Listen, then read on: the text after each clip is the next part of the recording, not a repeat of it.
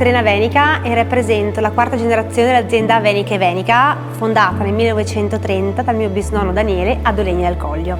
In questi 95 anni l'azienda è cresciuta in maniera organica, un passo alla volta, ma è sempre stata trainata da un binomio fondamentale: innovazione e tradizione.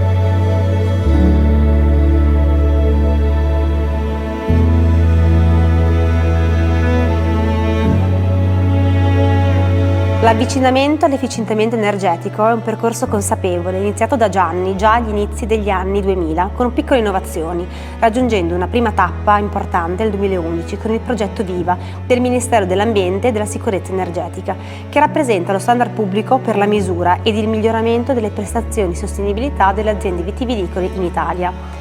Questo fino ad arrivare ad oggi, con una maturità aziendale che ci ha permesso di mettere in atto sempre più processi aziendali misurabili che ci hanno portato a diversi riconoscimenti, tra cui il primo premio agli Energy Awards Friuli Venezia Giulia nel 2025.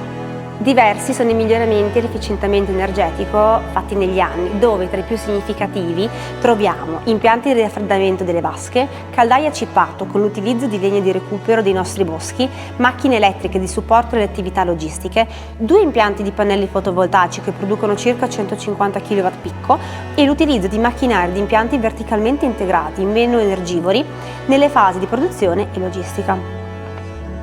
È stato costituito un MES, ovvero un software avanzato che gestisce, controlla e pianifica la produzione, agendo da ponte tra i sistemi gestionali e le macchine.